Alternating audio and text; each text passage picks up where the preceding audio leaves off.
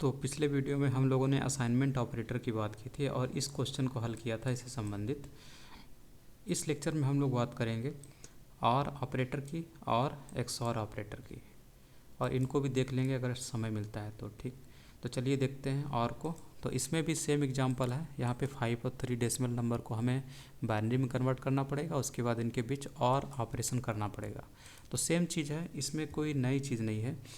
तो आप देखिए, आपने इसको कन्वर्ट किया है 3 को, तो 3 डेसिमल नंबर का बाइनरी सिस्टम क्या है, ये है। कैसे आया है आपको बताया था कि 3 को ये जो आप लिखते हैं, ये जो नंबर 1 से लेकर 128 तक जो आपने लिखा है और सबको डबल किया है इस साइड से इधर जाकर, तो इसी को फिर क्या, इसी के जो नंबर होते हैं उनको सम करके हम अपना डेसिमल नंबर लाते हैं। तो 3 है तो 2 + 1 को सम किया गया था, तो जिस डिजिट को लिया जाता है उसी की जगह पर 1 रख दिया जाता है।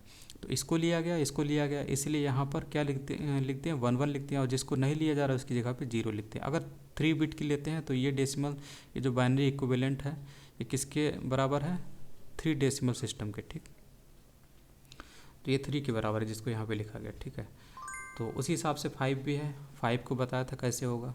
ठीक है, तो 5 बनाने के लिए आपको क्या काम करना है, इसको ले लीजिए और इसको ले लीजिए। ठीक है, बीच में आपको, यानी जिसको लिया जा रहा है इसको और इसको, इनकी जगह पर आपको 1 रख देना है, यानी कि 1, और बीच वाला डिजिट आपने नहीं लिया है तो यहाँ पे आप 0 रख दीजिए बीच में। ठीक, तो ये आपका बाइनरी सिस्टम का बाइनरी इक्विवेलेंट हो गया 5 का। ठीक, तो अब इनके बीच ऑपरेशन करना है। ठीक है, तो और कुछ देख लेते हैं। ये आपकी टेबल है, ये टेबल है, ये और टेबल यहाँ से कैसे होगी, इसका आउटपुट कैसे होगा अभी आपको बताते हैं। तो और के बारे में आप हमेशा जान लीजिए, जो और आउटपुट होता है वो कैसे देता है। इसका आउटपुट हमेशा 1 आता है, केवल एक केस में 1 नहीं आता है, 0 आता है, फॉल्स आता है, जब आपके दोनों इनपुट 0 होते हैं। ठीक, दोनों इनपुट 0 होंगे तब आर का जो आउटपुट होगा वो 0 आएगा, फॉल्स आएगा। नहीं तो एक इनपुट जो है 1 और दूसरा 0, तो यहाँ पर आउटपुट 1। एक इनपुट 0, दूसरा इनपुट 1, तो तब भी यहाँ पर 1। दोनों इनपुट पे 1, तब भी यहाँ पर 1। ठीक, तो ये और आउटपुट हो गया। तो इस हिसाब से 5 का जो इक्विवेलेंट है क्या है, 1 0 1, और 3 का इक्विवेलेंट क्या है, ये 0 1 1। तो अब आपको इसके बीच और ऑपरेशन करना है। तो देख लीजिए, ये 1 है और ये 1 है, तो और में 1 1 क्या आता है, ये आता है कि नहीं। यहाँ पर क्या आ गया, 1 आ गया। उसके बाद ये 0 है, ये 1 है, तो इसका भी क्या आता है, ये 0 और ये 1, इसका भी आउटपुट क्या आता है, 1 ही आता है, तो यहाँ भी आप 1 लिख दीजिए। इसके बाद ये 1 और ये 0, और 1 0 क्या होता है, 1 0, ये भी आपका 1 ही होता है, तो यहाँ पर आप 1 लिख दीजिए। उसके बाद अब देखिए यहाँ पर, इसको देखिए, यानी कि ये डिजिट ऑन है, ये वाली डिजिट ऑन है, ये वाली डिजिट ऑन है, तो यहाँ पर आपको तीनों जो डिजिट है इनके ऊपर 1 रख देना है एक हिसाब से। ठीक, तो यानी कि 4 को ऐड किया जा रहा है, 2 को और 1 को ऐड किया जा रहा है। ठीक है, तीनों को ऐड करेंगे तो कितना आएगा, 7 आएगा। इसीलिए ये जो है बाइनरी सिस्टम का जो है 1 1 1 बराबर होता है 7 डेसिमल सिस्टम के। ठीक, इसीलिए आपको यहाँ पर जो आउटपुट है वो 7 दिख रहा है। ठीक, इसके बाद जो है आपका जो एक्सऑर है, ठीक है, इसको एक्सऑर में कन्वर्ट करते हैं। तो एक्सऑर का जो सिंबल है वो इस टाइप का होता है। ठीक, इस टाइप का होता है। ठीक, और एक्सऑर आउटपुट कैसे होता है, तो एक्सऑर का आउटपुट जो होता है वो आपको तभी 1 देता है जब इनपुट डिफरेंट होते हैं, यानी कि अगर एक 1 है तो दूसरा 0 हो, तभी इसका आउटपुट आपको 1 मिलेगा। अगर सेम है इनपुट, इस पर भी 0 इस पर भी 0, तो इसका आउटपुट क्या आएगा, एक्सऑर में 0 आएगा। इसी तरीके से ये 1 है, ये 1 है, तो सेम इनपुट है तो इसका भी आउटपुट 0 आएगा।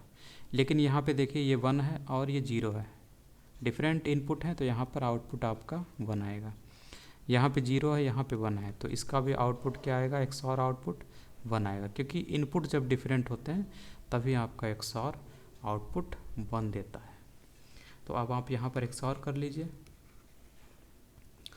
तो ये सेम इनपुट है तो यहाँ 0 आया, और यहाँ पे डिफरेंट है, 0 है, ये 1 है।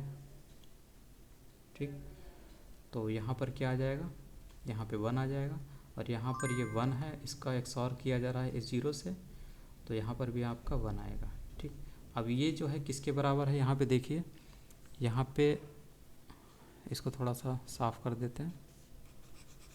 अब देखिए यहाँ पर अगर हम जो डिजिट ऑन है, कौन कौन है, ये तीनों डिजिट ऑन है, यानी कि यहाँ पे 1 रखिए, यहाँ पे 1 रखिए, यहाँ पे 0 रखिए, यानी कि ये वाला 4 और ये 2, और ये 1 पे तो कुछ है ही नहीं, तो यानी कि ये किसके बराबर है, 4 + 2। ठीक है, 4 + 2 यानी 6 के बराबर। ठीक, तो बाइनरी सिस्टम के 6 के बराबर है, डेसिमल सिस्टम के 6 के बराबर है, बाइनरी का 110। ठीक, इसीलिए आपको XOR में आउटपुट क्या दिखता है, यहाँ पर जब आप देखेंगे XOR में, तो 5 और 3 का आउटपुट आपको 6 दिखाई देगा। इसके बाद आता है ये bit wise right shift operator, इसको देख लेते हैं। तो इसमें भी इसी टाइप में होता है, लेकिन ऐसे करेंगे तो ये थोड़ा सा इसको हम लोग डायरेक्टली वैसे ही कर सकते हैं। इसका कैसे करना है आपको बताते हैं अभी। इसमें क्या करना होता है, अगर ये राइट शिफ्ट बोल रहा है, ठीक है, तो राइट शिफ्ट का मतलब है कि हमें ये जो आपको 3 दिख रहा है ना, ये जो आपको 5 दिख रहा है, इसे डिवाइड करना है 2 की पावर 3 से। ठीक, इसे डिवाइड करना है 2 की पावर 3 से। 2 की पावर 3 कितना होता है, 2 की पावर 3 होता है 8। 8 से हम 5 को डिवाइड करेंगे तो 0 ही तो आएगा।